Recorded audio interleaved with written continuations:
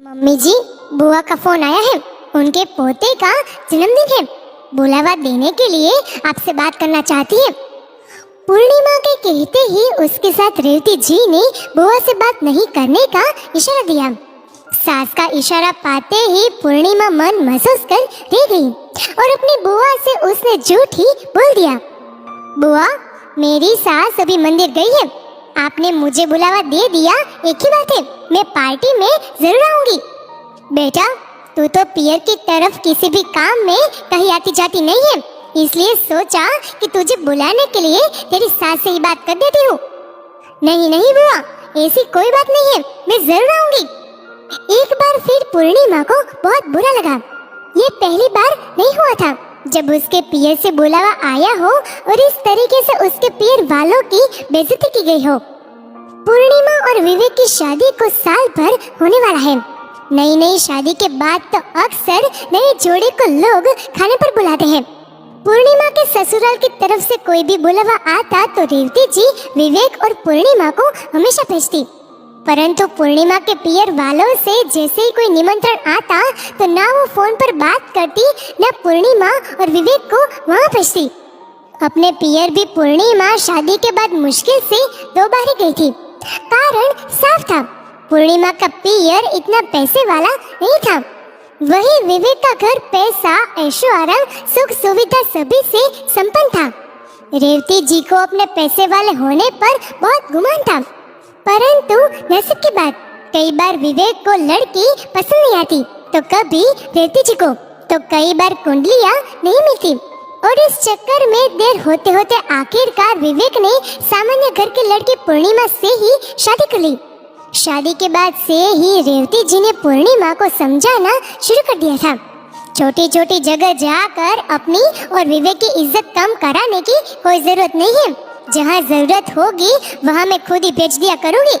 यहाँ पर तुम्हारे ऐशो आराम में कोई कमी नहीं है, लेकिन बात बात में अपने पियर की बातें मत करना। नई बहू पूर्णिमा ये सब सुनकर अवाक रह जाती। शादी के शुरू के महीनों में तो उसे ये सब इतना खला नहीं, पर जैसे जैसे वक्त बीतता गया उसे ये सब चुभने लगा। ये सब सोचकर पूर्णिमा बहुत परेशान रहती। विवेक से भी वो इतना खुली हुई नहीं थी कि अपने मन की सारी बातें कर सके। विवेक का रुतबा और सख्त व्यवहार दोनों के बीच में अजीब दूरी बनाए रखता था और जब सास से इस बारे में बात करती तो उसे बार बार बताया जाता था कि वो छोटे घर से आई लड़की है और अब वो बड़े खानदान की बहू बन चुकी है और अब उसका स्टेटस उन लोगों से मेल नहीं खाता। जब भी कभी पियर में उसकी मौसी का भी बुलावा आता तो पूर्णिमा से बहाना लगवा दिया जाता था। कभी विवेक की तबीयत खराब तो कभी पूर्णिमा की, कभी उन दोनों को कहीं जाना है तो कभी उनके घर पर कोई आएगा तो कभी घर पर सास ससुर नहीं है, घर अकेला छोड़कर नहीं आ सकते, और भी ना जाने कैसे कैसे बहाने से पूर्णिमा को पियर जाने से रोका जाता।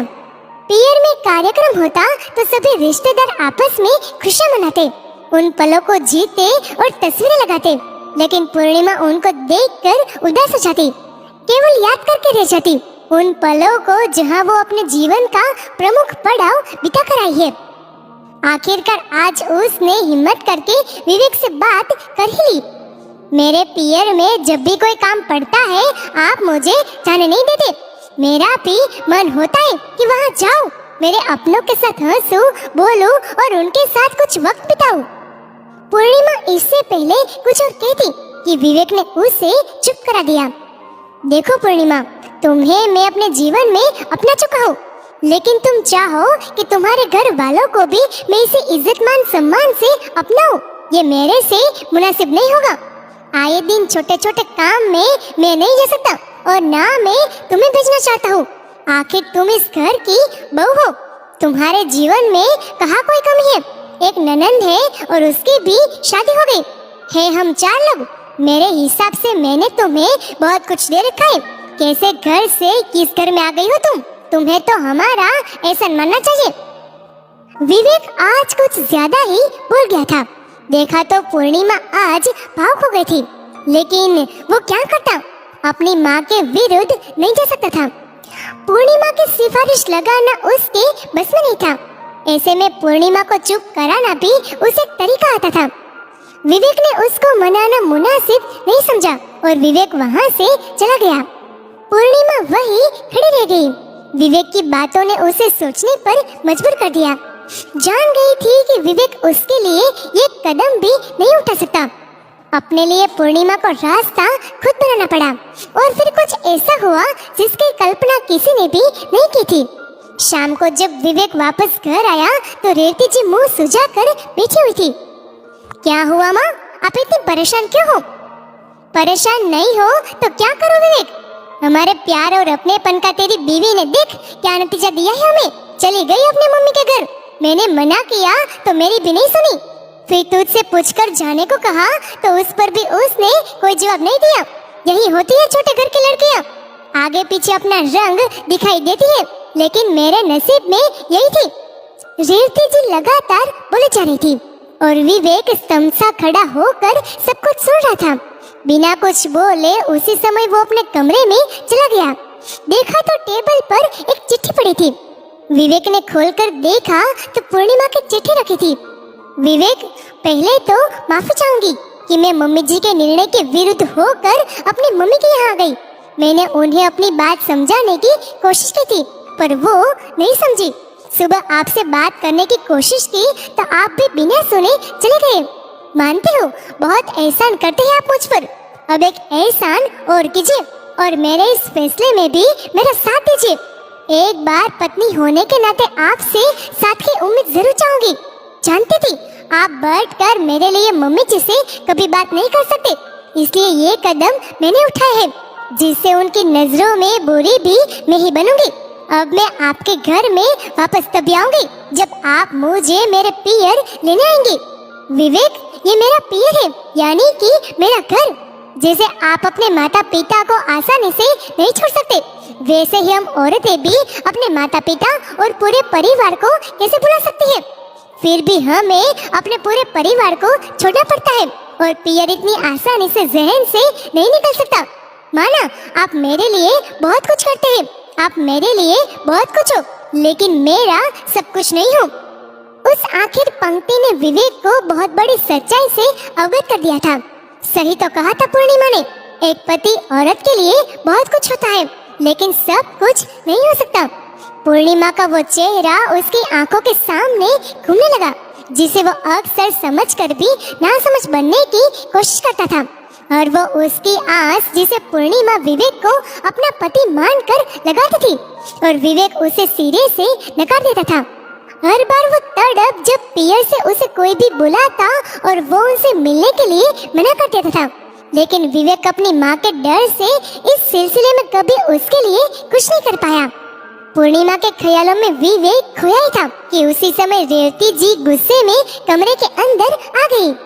क्या सोचा विवेक तुमने? इतना समय क्यों लग रहा है तुम्हें? फोन करो और बोल दो नहीं है जगह उसके लिए इस घर में। मेरा इतना अपमान किया है कि उसकी सजा तो उसे मिलनी चाहिए। एक बार फिर रेवती जी ने अपनी बनाई इस झूठी दुनियादारी में विवेक को उलझाना चाहा कि इस बात की सजा दूंगा उसको। आज पहली बार विवेक ने अपनी माँ के सामने थोड़े ऊंचे आवाज में बात की थी और विवेक की बात सुनते ही उसकी माँ रेवती जी वहाँ खड़ी खड़ी ही कांप उठी। वो अपने पियर चली गई इस बात की या इस बात की कि वो हमेशा हर बात में मेरी हाँ में हाँ मिलाती है और मैं उसके मन की एक बात नहीं समझ सका, या इस बात की कि वो एक गरीब घर की लड़की है और उसकी शादी पैसे वाले खानदान में हो गई। पूर्णिमा आज तक मेरी हर बात में स्वीकृति देती आई है, उसे भी तो उस माहौल से इस माहौल में सामंजस्य बैठाने के लिए बहुत कुछ करना पड़ा होगा ना। इतने बड़े संयुक्त परिवार से अचानक से हम 4 लोगों के बीच आकर रह जाना उसके लिए भी तो आसान नहीं रहा माँ। जब वो शादी करके मेरा रहन सहन परिवार अपना सकती है तो मैं उसके लिए इतना तो कर ही सकता हूँ ना। विवेक के वो शब्द माँ रेवती जी के लिए भी आसान नहीं थे, लेकिन आज विवेक के मन में पूर्णिमा के प्रति जगे सच्चे प्यार में रेवती जी के लिए कुछ भी बोलना आसान नहीं था। अपनी हार को स्वीकार करते हुए रेवती जी वहां से चली गई और विवेक ने धड़कते दिल, अविरल खुशी और थरथराते हाथों से फोन उठाकर पूर्णिमा को मैसेज कर दिया, मैं कल आ जाऊंगा। माना तुम्हारे लिए सब कुछ नहीं हूँ, लेकिन बहुत कुछ तो हूँ। इस नाते ही तुझे लेने आऊंगा। पूर्णिमा का उठा एक कदम उसके जीवन में रोशनी ला चुका था। जब तक हम दबते रहते हैं, तब तक लोग भी हमें दबाते जाते हैं। लेकिन सही चीज के लिए सही वक्त पर लिया गया निर्णय जीवन में बहुत जरूरी होता है। पूर्णिमा के द्वारा उठाया गया कदम क्या आपको सही लगा? नीचे कमेंट करके जरूर बताइएगा। अगर आपको ये वीडियो अच्छा लगा हो तो इस वीडियो को लाइक करिएगा, शेयर करिएगा ज्यादा से ज्यादा लोगों तक, और ऐसे और भी इंस्पिरेशनल वीडियोस के लिए सब्सक्राइब करें हमारे यूट्यूब चैनल को और फेसबुक पर फॉलो करें हमारे पेज को। धन्यवाद।